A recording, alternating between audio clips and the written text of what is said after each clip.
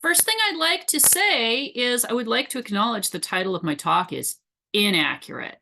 I wrote this talk title and description before I had finished reading Freedom Evolves, or indeed started reading it.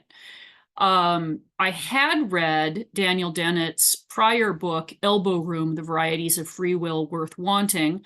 Freedom Evolves is an expansion on those ideas, but I had either misunderstood or misremembered his position on the question of whether we have free will.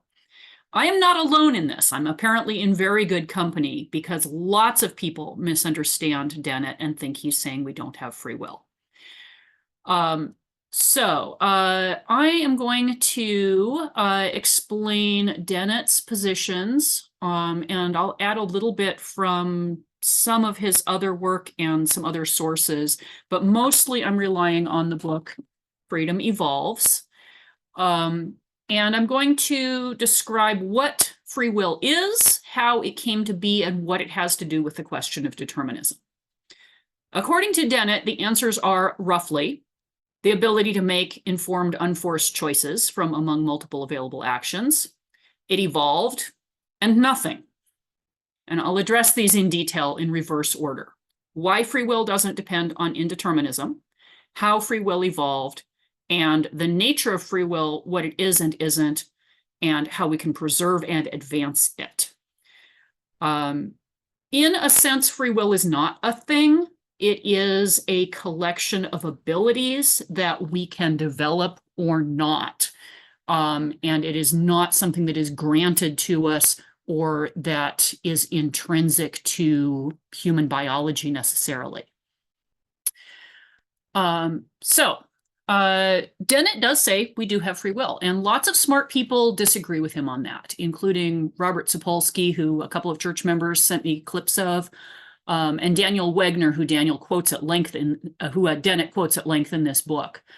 Interestingly, Dennett agrees with them on most facts, and even many of the resulting conclusions that they draw. Where he disagrees is on whether to say that those abilities and freedoms that we have constitute free will. And whether there is any such thing, whether free will is a thing that it's meaningful to talk about. This is essentially, I think, a disagreement on terminology and strategy, and not important to our daily decision-making. Notice we have daily decision-making. That's really the important thing, not whether it somehow counts as real decision-making. Incompatibilists say that we don't have free will because we live in a deterministic universe. Dennett is a compatibilist. He says, yeah, okay, we live in a deterministic universe. What else would it be? Everything is caused, except maybe we can call things uncaused if they have so many causes we can't track them. But that has nothing to do with whether you have free will. If you're scared that being in a deterministic universe means that you don't have free will, you can stop worrying, because you do have free will. You have the important aspects of free will, the varieties of free will worth wanting. And we should go ahead and call that free will, because not calling it free will doesn't make sense and doesn't serve us. To quote Dennett directly, he says at the beginning of the book, "I will try to show that this traditional problem of free will is, in spite of its pedigree, a distractor, a puzzle of no real importance that draws us away from some neighboring concerns that truly matter, that ought to keep us awake nights worrying. Free will is real, but it is not a pre-existing feature of our existence like the law of gravity. It is an evolved creation of human activity and beliefs, and it is just as real as such other human creations as music and money, and even more valuable." So it's not a thing in the sense of being something that we have been created with the full ramifications of. It's something we have gradually developed through both genetic and cultural evolution. And we are living in a deterministic universe. We don't have a soul that is something separate from the function of our brains. He quotes a writer named Giulio Girelli. I really like this one. Here. Yes, we have a soul, but it's made of lots of tiny robots. Giulio Girelli. I like this one a lot because whether we say we have a soul or not, it is all little pieces with caused actions. If you want to talk about people having a soul, all right, but what's it going to be made of? Because it's not something separate from our function. So let me get into a little bit. Actually, I want to quote John Scalzi too. Dennett didn't, but I recently read this story by John Scalzi called Slow Time Between the Stars. And one of the characters says, I cannot look at my entire self and see one thing. There are many things, many moving parts, as they might say, that end up making me me. In this, I am no different from humans. This character is not a human. Even if they see themselves as individuals without understanding, or if understanding, choose not to dwell on the fact that their selves are intermediary level entities positioned in systems above and below their daily perceptual horizon, a middle ground between their gut biome and their body politic. We are all made up of smaller things connected to larger things, and in the middle, we are we, us, I, me, I am me. The systems and processes that comprise what I am are we. The systems and processes I contribute to are us. I contain multitudes, so many pronouns, all relevant, depending on perspective. I don't know whether Dennett ever read this story, but I think he would relate to it very well. Okay, so let's talk about determinism a little bit and what it does and doesn't have to do with free will. Some statements that Dennett clearly makes. Determinism does not imply inevitability. Indeterminism would not provide freedom. Determinism doesn't mean you don't have real options. He uses an example of the game of life, Conway's Game of Life, which is essentially a video game, a toy. It's a system of rules by which some lit up pixels can lead to different patterns of pixels in the next round. And he goes into a lot of detail about this that I'm not going to here, but it's kind of a model of our universe. It is completely deterministic, and yet it produces really interesting moving patterns that an outside observer can be surprised by. So there's complexity, there's change, there's evolution even. And he uses this as an illustration to show intelligence and choice can arise from mindlessness, and a whole can be more free than its parts.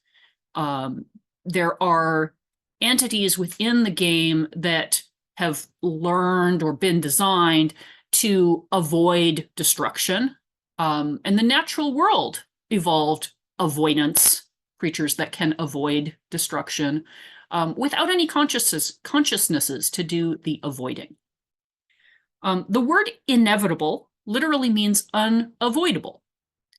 And if we say that something is inevitable, we're saying it couldn't have been avoided. And yet we do acknowledge that things can avoid things. So this becomes a little incoherent. Evolution, mindlessly and without foresight, created beings that do have foresight. The process of natural selection, slowly and without foresight, invents processes or phenomena that speed up the evolutionary process itself until explorations within the lifetime of individual organisms can affect the underlying slow process of genetic evolution and even, in some circumstances, usurp it. So this talks a little bit about evolution itself, but back to pure determinism. Determinism appears to deny the way we think about possibility, necessity, and causation, but this is an illusion. These concepts are actually completely compatible with determinism. Definition of determinism: there is at any instant exactly one possible future. The thing is, though, we don't know which future that is. We don't know which universe we're in. If I find myself falling down an elevator shaft, it's fairly likely that I'm in a universe where I'm going to die. Not absolutely certain, though. It is certain that I am in a universe where I'm going to hit the ground, unless there's something very surprising happening. Normally, there's not going to be something in my way. But there could be little variations. This might be a universe where I am badly injured but manage to survive. I could manipulate things so that I can be sure I'm in a universe where I die. If I can manage to get myself head down with nothing in my way, I am going to die. But I don't know which universe I'm in within within some fairly narrow parameters. There's some things I can tell and some things I can't. And the decisions that I make will tell me which universes are possible next. Now, events can have more than one cause. There's an example here. When we talk about causality, we tend to think of simple examples. This thing happened first and it made this thing happen. But that's not usually how the real world works. We have an example. Everyone in the French Foreign Legion hates Fred. They all want him dead. Fred fills his canteen with water, heads out into the desert. Tom poisons the water. Dick pours out the water and replaces it with sand. Harry punches a hole in the canteen. Fred finds his canteen empty and dies of thirst. Who killed him? Well, any of them would have been sufficient. He would have been dead with any of the efforts, so his death can be said to have more than one cause. It is overdetermined. There are also cases where there are so many causes, it makes sense to say there isn't a cause. If we roll a die, why did it come up 5? There were so many chaotic influences on that die, we could say, well, it was just random. That's what we mean when we say it's random in real life. We mean there's so many little causes that I can't see that I can't know exactly how they were going to add up. If I miss a shot and I tell myself I could have made it, what is it that I mean by that? In any world identical to this one, I missed, because I missed in this one. So if the world is exactly like this, I would always miss. What I mean is, in some very similar worlds, I might have made it. There could have been very small changes in which I would have made that shot. I'm not talking about a world in which gravity was different, or a world in which I was using a completely different device to make the shot. I'm not talking about being a completely different person. I'm talking about very small changes. If I hadn't been so nervous, if that breeze hadn't come along, something like that. Of course, what we think of as a small change is very much a matter of perspective. If we want to see the effect of one factor, we need to either make everything else the same or randomize it. Either way, we can isolate that one cause. Some people are against determinism in the universe because they think determinism would imply that the future will be like the past, but that doesn't follow at all. A thing or a person could be predetermined to change. A fixed future is not all the same thing as a fixed nature. If we look at something like the game of life, change is happening in it all the time. It's deterministic change. And if we have an all-seeing perspective, like an omniscient God or Laplace's demon, nothing would change from that perspective because we can see the whole expanse of time as well as space at once. But from the point of view of an agent within the world, it does change. And that's where we are. We're within the world. We can see the changes. We don't know what's going to happen in the future. There are people arguing for incompatibilism in the form of libertarianism. This does not mean libertarianism, the political position. It's libertarianism in the sense of we have, the position is, if determinism is true, then we don't have free will. So obviously determinism can't be true because we do have free will. That's essentially the argument. And Dennett goes into a lot of detail about Robert Kaine's libertarian argument in his book, The Significance of Free Will, which he says is the best argument for the libertarian position, but he rejects it because it requires, Kaine thinks that there has to be some indeterminism somewhere inside ourselves between the input we receive and the output of our decisions that is indeterminate.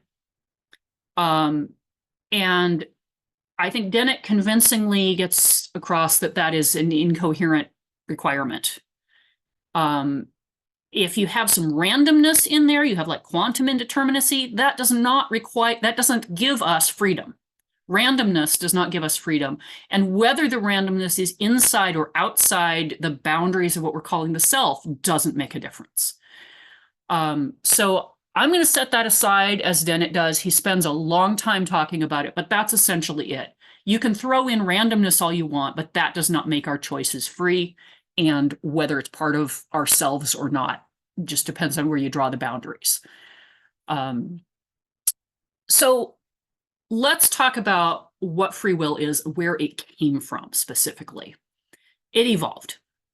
It evolved genetically and culturally. And let's start with the genetic layers of free will. Originally, there was not any life. Nothing did anything. Well, we had geological processes. We had physical processes. Eventually, there was life, which reproduced, and then selectively would reproduce more or less. So we had some things dying off, some things not successfully reproducing. So now we've got Darwinian selection. And there are levels of variation and evolution beyond this. I'm going to share the 4 competences that Dennett lays out. The illustrations I'm going to argue with a bit. These are not his. But here are the competences. I'll talk about these a little bit. So Darwinian competence is you can evolve because there is natural selection. And so some organisms that have genetically have a different strategy will survive more. That strategy will advance in the population. Individuals don't change, but the next generation may be different because of the differential reproduction, differential survival. So there's learning in a sense, but it's not an individual organism learning anything. A species can change over time through this differential survival. Then there are organisms that begin to be able to respond to their environment. There's a dog in the illustration, but actually creatures that are much, much simpler than dogs fit in the Skinnerian strategies here. Things like flatworms even can be responsive to their environment and respond to reward and avoid punishment. So in this case, we have learning happening. We have creatures that can learn to avoid things that are disadvantageous or unpleasant, and things that can make a kind of choice, but there's no conscious mind necessarily involved. They do the things that turn out to be advantageous, and the ones that do the advantageous things survive and reproduce better. They do better. An individual may learn something because of how it's been exposed to input from its environment. Then there's the Popperian strategies.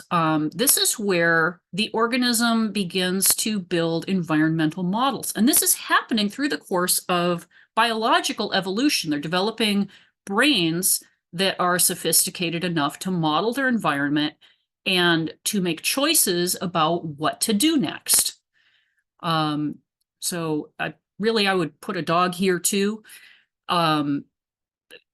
Most of the animals that we think of as animals, birds, reptiles, mammals, are all in this Popperian area where they can model their environment and they can decide what to do next based on what looks like a good idea. And so they are, to some extent, thinking about what's going to work best. But only humans, so far as we can tell, get into the Gregorian strategies. This is where we begin to be able to communicate with one another, to plan, to use language, and to build models of each other. As we develop language and we begin to model each other, we also apply those same skills to modeling ourselves. And this is where what we think of as consciousness comes in. Until we start thinking about why we're taking certain actions, why we might make one decision over another, we're not what we normally think of as conscious. So we are Gregorian creatures, most of us anyway.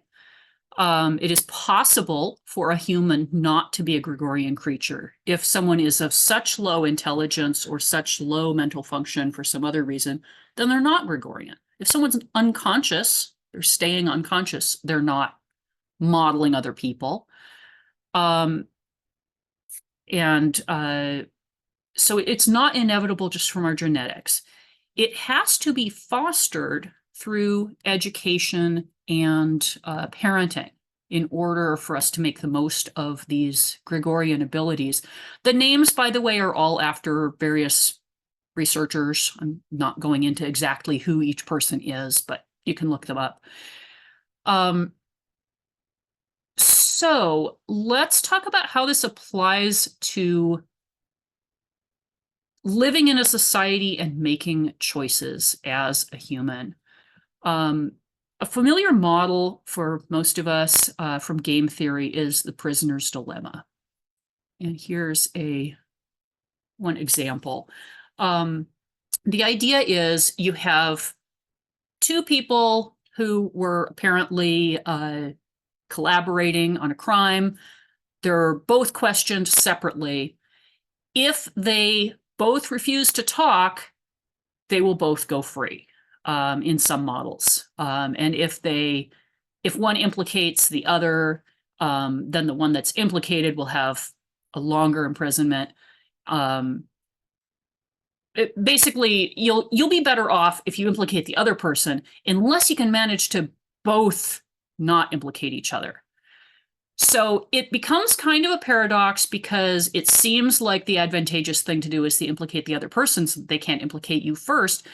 But if you can both manage to cooperate, you'll both do fine. And so it's a challenge to societal cooperation and communication. How can we manage to get the actual best outcomes when we have these short-term benefit temptations coming at us all the time? And so we have strategies to help make that easier. Everyone always defecting is a terrible world, but it's an evolutionarily stable strategy. If we could just manage to figure out how to trust one another, to cooperate with each other, then we could escape that world for a better one.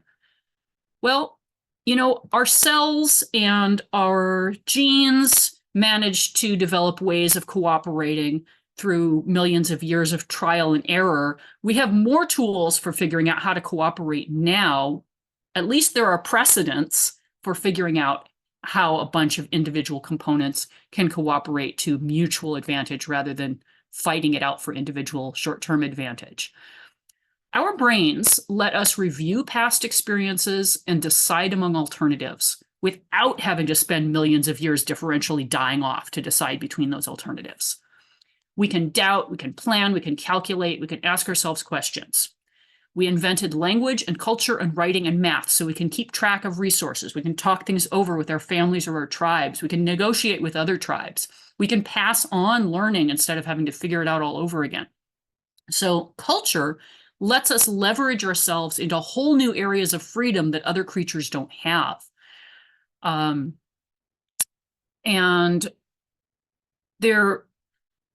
Let's talk about altruism. Dennett talks about, he comes up with the idea of Ben-selfishness. He coins this term based on Benjamin Franklin's quote, "We must indeed all hang together, or most assuredly we shall all hang separately," which he said to John Hancock at the signing of the Declaration of Independence. So he understood the concept of needing to cooperate or we'll all be doomed, right?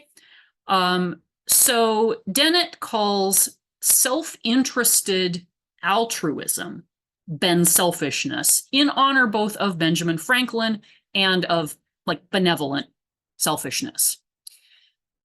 We don't have to be self-sacrificing to realize that altruism is actually beneficial. if we're always out for ourselves, we will actually be worse off than if we manage to get everybody to cooperate for a mutual benefit. This might be a hard sell, but there are lots of arguments to support it. Also, if you're trying to argue for pure altruism, I challenge you to find it. Because anything that we can label as altruism can be labeled as selfishness if you get fine grain enough with it. There's a quote from Abraham Lincoln. There's a story. The story is that he was on a coach with someone, and he told his fellow passenger that all men are prompted by selfishness in doing good. And then they were passing over a bridge over a slough, and they saw a sow making horrible noise because her piglets had gotten into the slough and couldn't get out, and they were in danger of drowning. Mr. Lincoln got the driver to stop, climbed out, got into the mud, pulled the pigs out of the slough, and got them on the bank, and the sow took off with them. And he got back to the coach, and his companion said, "Now, Abe, where does selfishness come in on this little episode?" And Abraham Lincoln said, "Why, bless your soul, Ed, that was the very essence of selfishness. I should have had no peace of mind all day had I gone on and left that suffering old sow worrying over those pigs. I did it to get peace of mind, don't you see?" Well, if we are so formulated that we are worse off if other people are worse off, then it is selfish to be altruistic. We can construct that however we want. You can call that selfishness if you want to. You can call it altruism. Dennett calls it Ben-selfishness. That's kind of a silly term, but he got his idea across, I think. Sometimes we think altruism should die out. Like, if you're taking disadvantages in order to benefit others, wouldn't that be disadvantageous, evolutionarily speaking? Well, when they started out with game theory models trying to model things like prisoner's dilemma and model how altruism works, at first it seemed like defection kept winning out. But there were also like some odd equilibria in there. It would settle out at places that didn't seem to quite make sense. They were having trouble figuring out how to make sense of some of the game theory models.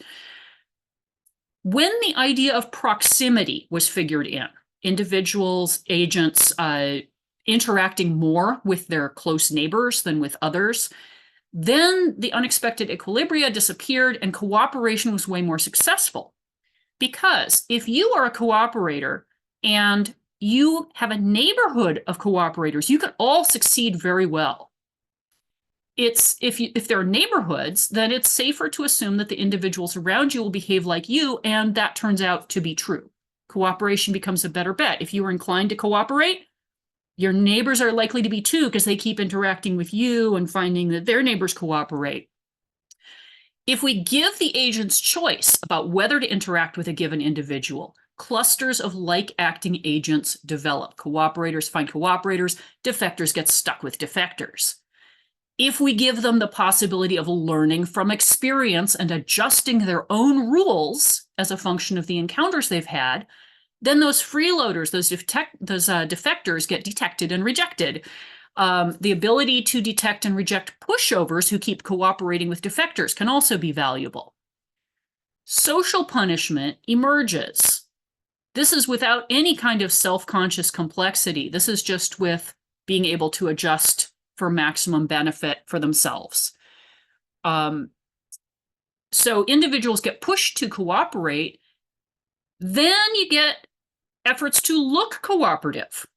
And you get kind of an arms race. Can I look cooperative without being that cooperative? Can I detect someone who's just pretending to be cooperative? And this develops higher and higher complexity.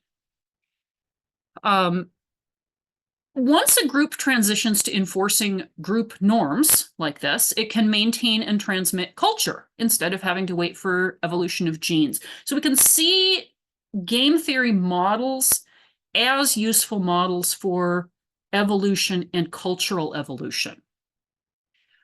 We can try to be good in order to seem good. We can try to look like a cooperator, but honestly, the most efficient way to appear to be pro-social, to be altruistic and cooperative is to actually be so. Otherwise, you're going to give yourself away and you're not going to get as much benefit. We've gotten very, very good as organisms and as cultural participants at spotting someone who's faking being a good guy. We're not perfect by any means. There are still people who can cheat us, who can trick us and get away with something. But we have a lot of systems for detecting someone who's being underhanded about it, and we can cooperate with each other about it. If we know no one will know if we cheat, we can be tempted. And there are some strategies that we can use to avoid being tempted like that. Part of being a truly responsible agent, being a good citizen, is making oneself into a being that can be relied upon to be relatively impervious to such offers. We can set it up so that we could do nothing else. So in a sense, we can reduce our in-the-moment freedom by setting it up beforehand to follow our sort of larger scale choices. I want to get into the kinds of freedom that we have and the kinds of freedom we don't have. A lot of people think that because we're not conscious of everything that contributes to our choices, that means they're somehow not meaningful or not free. That is a mistake. There have been experiments that seem to show there's a big delay between our starting to do something and actually making the decision. That delay is an illusion. The whole process of time is the decision making and the enacting of the decision. And one of the key things that Dennett keeps coming back to is, let me share this. If you make yourself really small, you can externalize virtually everything. Conversely, if you make yourself large enough, you are actually taking into account all the parts of you, everything that contributes to your decision-making. It is very tempting when you start making arguments about determinism and free will to go, well, this bit here that's aware of my decisions, is only aware of this one little thing, and the decision was made somewhere else. Like myself here that's looking out and being aware and talking didn't see that. So it wasn't me who made the decision. Well, it was you. It just wasn't the part that talks. Okay, we've got a lot of different parts. The parts that talk and the parts that contribute to muscle movement and the parts that analyze your environment. These are all parts of you. They are all caused. Everything is caused. That doesn't make it not you, and it doesn't make it not free. Except that we are all of the parts of ourselves, and we will actually have maximum freedom. What we want to do is take full advantage of our abilities as thinking beings to maximize freedom and maximize benefit for as many as possible. We don't have to be just pushed around by environment. We don't have to be just reacting to stuff that is done to us. We don't even have to just follow the rules that have been taught to us in the past. We can model other possibilities. We can figure out how to get from a local maximum we might be stuck at to something better. There's an example that he uses that was from one of the other researchers. Let me see if I can see who it was. I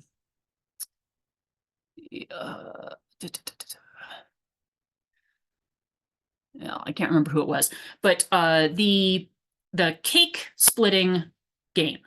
You have a world in which when two individuals meet, they find a cake and they agree how to split it up. They have to both make their proposals at the same time. Half the people in this environment propose, well, I want 1/3. The other half propose, I want 2/3. If these two meet each other, great. They divide up the cake. One gets 2/3, one gets 1/3. If two who both demand 2/3 meet each other, nobody gets the cake because that would be more than 100%. It gets tossed out. The referee eats it or something. If two who both want 1/3 meet, they each get 1/3, the rest gets wasted. This is an evolutionarily stable strategy as far as it goes, but there's a lot of cake getting wasted and it's not fair. It's hard to get from there to a 50-50 split, but it can be done if the agents can communicate with each other. They can talk about a better model. They can talk about how this would be beneficial to everybody. Everybody will end up with more cake on average and less will be getting wasted if we can agree to split it 50-50. The way we can maximize free will is to make sure that children are raised in ways that educate them, nurture them, teach them to model each other's will and to empathize with each other, and create a society that is as free and as fair as possible. Free will is something that we really have, but it's not a given, and it's something that we can maximize through our individual choices and our societal choices. And that's what I want to leave you with. Thank you.